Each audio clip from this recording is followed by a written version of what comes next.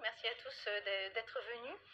Je vais commencer par vous parler un peu de ce qu'est le syriaque, parce que vous ne savez peut-être pas complètement. C'est en fait une forme d'araméen. Le terme de syrien, syriaque, a été utilisé dans l'Antiquité pour désigner plusieurs formes d'araméen. Aussi bien l'araméen d'Empire, qui était utilisé dans l'Empire perse et comme langue de communication au Proche-Orient, entre la Mésopotamie et l'Égypte, dans les périodes très anciennes, au troisième millénaire avant notre ère. Mais c'est le terme qui est utilisé aussi dans les textes antiques pour désigner d'autres formes d'araméen. Vous avez sans doute entendu parler de l'araméen de Palmyre, de l'araméen de Ratra, des formes d'araméen que l'on appelle aussi,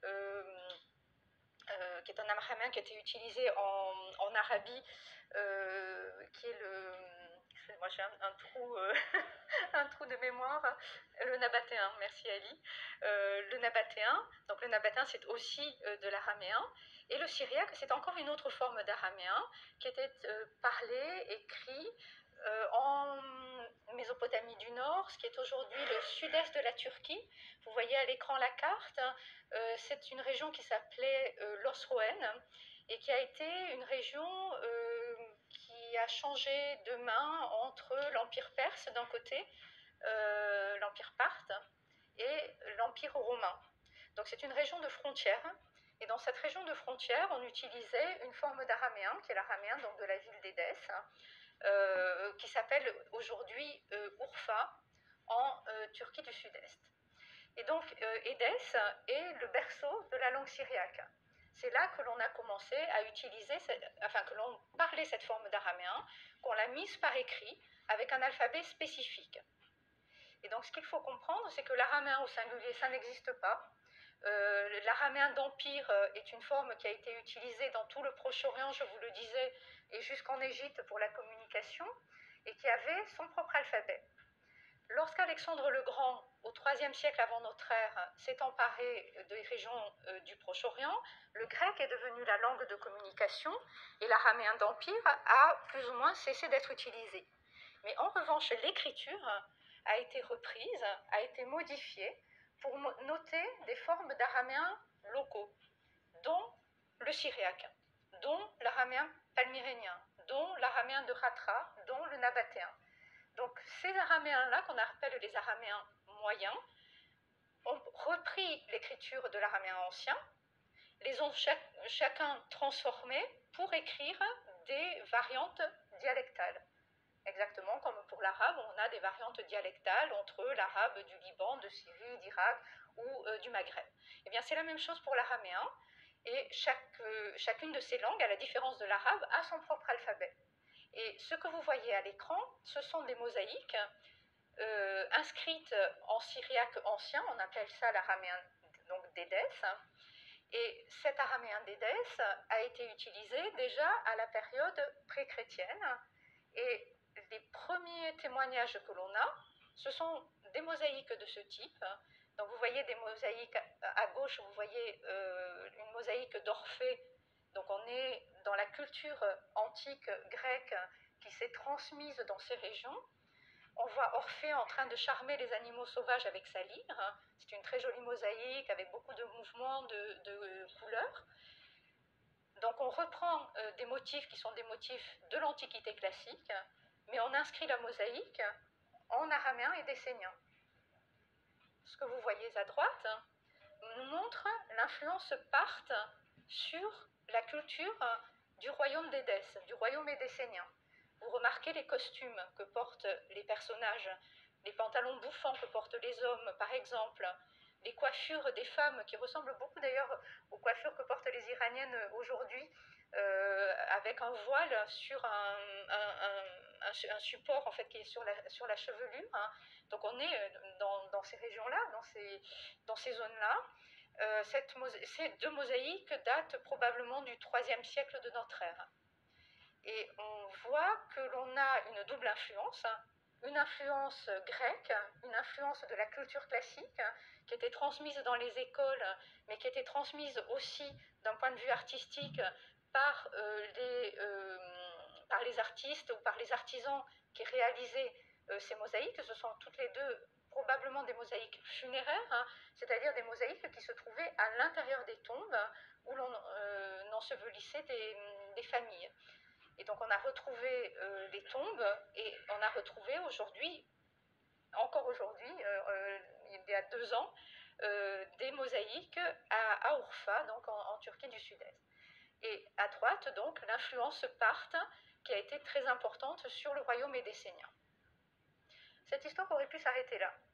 J'aurais pu arrêter mon PowerPoint s'il n'y avait pas eu un changement très important qui a fait que cette écriture, cette langue qui était parlée de manière locale, n'était pas devenue autre chose qu'une langue locale, si elle n'était pas devenue une langue de culture, et si elle n'était pas devenue une langue de culture parce qu'elle était une langue religieuse, elle a été la langue du christianisme qui s'est répandue dans la région. Je vous donne un exemple ici d'un manuscrit écrit en syriaque.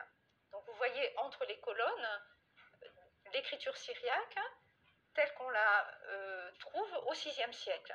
Elle est assez différente de l'écriture que l'on voyait tout à l'heure sur les mosaïques, parce que cette écriture s'est peu à peu formalisée, et elle est devenue une écriture utilisée par les chrétiens, soit convertis du judaïsme, soit convertis du polythéisme, qui se trouvaient dans la région d'Édesse. Non seulement elle est devenue l'écriture de ces chrétiens de la région, mais l'écriture et la langue se sont répandues à la fois vers la Méditerranée et beaucoup plus vers l'Est, dans l'Empire perse sassanide, puisque c'est la dynastie des Sassanides qui était au pouvoir jusqu'au 7e siècle, jusqu'aux conquêtes arabo-musulmanes. Donc le syriaque est devenu la langue des chrétiens, non seulement des chrétiens de la région d'Édesse, mais aussi des chrétiens qui se trouvaient dans l'Empire perse. Vous avez à l'écran une carte administrative en quelque sorte, qui vous montre les provinces de l'Empire romain d'un côté, les provinces de l'Empire perse à droite de l'autre, dans ce qui correspond grosso modo à l'Iran et à l'Irak actuel. Et ces provinces étaient donc dans l'Empire perse sassanide. Les gens y étaient soit de langue abraméenne, mais des formes d'araméen différentes de celui d'Édesse, soit évidemment de langue moyen perse. Et ceux qui se sont convertis au christianisme dans l'Empire sassanide ont adopté la langue et l'écriture syriaque, alors que ça n'était pas leur langue, mais c'était simplement la langue par excellence du christianisme dans la région, à côté évidemment du grec. Donc on continuait à être éduqué à l'école en grec. Quand on allait à l'église, la liturgie se faisait en syriaque.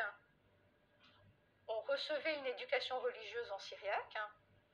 Et à la maison ou sur le marché, on parlait le grec, le moyen perse, selon que l'on était dans l'Empire romain ou dans l'Empire perse. Donc vous voyez qu'on est dans un monde qui est un monde très multiculturel, très multilingue, où l'on utilise diverses langues, et le syriaque est la langue du christianisme. C'est la langue qui a été utilisée pour convertir les chrétiens qui se trouvaient donc en Mésopotamie du Nord.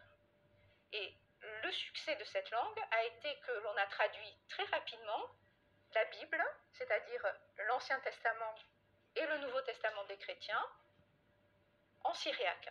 Donc on a traduit l'Ancien Testament directement de l'hébreu en syriaque, donc d'une langue sémitique dans une autre langue sémitique, et on a traduit le Nouveau Testament du grec en syriaque. Et on a écrit également des textes en syriaque à partir du IIe siècle de notre ère. Donc les traductions de la Bible sont très anciennes, elles datent du IIe siècle de notre ère, aussi bien pour l'Ancien Testament que pour le Nouveau Testament. Le Nouveau Testament, la première traduction en syriaque date sans doute de 150 de notre ère. Et le fait que la Bible est traduite si tôt en syriaque va assurer, si vous voulez, le succès de la langue et de l'écriture qui vont être utilisées comme langue pour lire les textes sacrés du christianisme et qui va être utilisée également comme langue liturgique pour les offices à l'Église dans toute la région. Donc c'est devenu une langue internationale, j'allais dire, depuis les débuts, puisqu'elle traverse les frontières administratives entre l'Empire romain et l'Empire perse. Ce n'est que le début de ce succès, puisque vous voyez ici une carte avec la plus grande extension de l'usage du syriaque jusqu'à la fin de la période médiévale, jusqu'à la fin du Moyen-Âge. Le syriaque va se répandre sur ce qu'on appelle souvent les routes de la soie, c'est-à-dire les routes commerciales à la fois terrestres, ce sont celles qui sont ici dessinées en couleur, qui vont vers l'Asie centrale, vers la Chine, vers la Mongolie, et d'autre part les routes maritimes de commerce qui passent autour de la péninsule arabique jusqu'en Inde. Ces communautés syriaques qui se trouvent dans ces régions ont pour l'essentiel disparu en Asie centrale, au Tibet, en Chine ou en Mongolie aujourd'hui, mais il y a toujours des communautés très nombreuses en Inde du Sud-Ouest, que vous avez en détail ici sur la carte. Je vais zoomer sur cette partie. C'est la région du Kerala. Et le Kerala a 11 églises différentes de tradition syriaque. Ce qu'on sait rarement, c'est aujourd'hui le lieu où se trouvent les communautés syriaques les plus nombreuses, enfin de tradition syriaque, parce qu'elles ne sont pas de langue syriaque, évidemment, les gens parlent le malayalam, qui est la langue locale. Mais leur tradition religieuse les rattache au christianisme syriaque, puisque l'Inde, comme la Chine, comme le Tibet, comme l'Asie centrale, ont été évangélisées très largement par des missionnaires de langue syriaque, bien avant Marco Polo, puisque Marco Polo en est au XIIIe siècle. Les envois de missionnaires syriaques datent du 6e, 7e siècle, 8e siècle de notre ère. Et on a retrouvé en Chine une stèle très connue qui raconte l'arrivée de ces missionnaires de langue syriaque en Chine du Nord-Ouest, à la capitale, au 7e siècle. Donc au moment où au Proche-Orient avaient lieu les conquêtes arabo-musulmanes. Donc vous voyez que le syriaque a eu une expansion tout à fait remarquable, qui est due au fait que ça a été une langue du christianisme et que c'est devenu aussi, plus largement, une langue de culture dans laquelle étaient éduqués les clercs des églises, mais aussi les garçons et les filles, puisqu'il y avait dans la tradition syriaque des filles qui étaient au service de l'église, comme les garçons, et qu'elles recevaient une éducation à la lecture et au chant. Et c'est très original par rapport à ce que l'on trouve dans le christianisme de tradition grecque ou de tradition latine. Donc voilà un petit peu, si vous voulez, pour l'introduction, j'allais dire, générale sur ce qu'est la langue syriaque et sur son histoire.